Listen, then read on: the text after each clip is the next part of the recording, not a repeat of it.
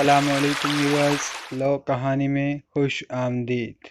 رسول اللہ صلی اللہ علیہ وآلہ وسلم نے فرمایا، لوگوں پر ایک ایسا زمانہ آئے گا کہ انسان کوئی پرواہ نہیں کرے گا جو اس نے حاصل کیا ہے وہ حلال سے ہے یا حرام سے۔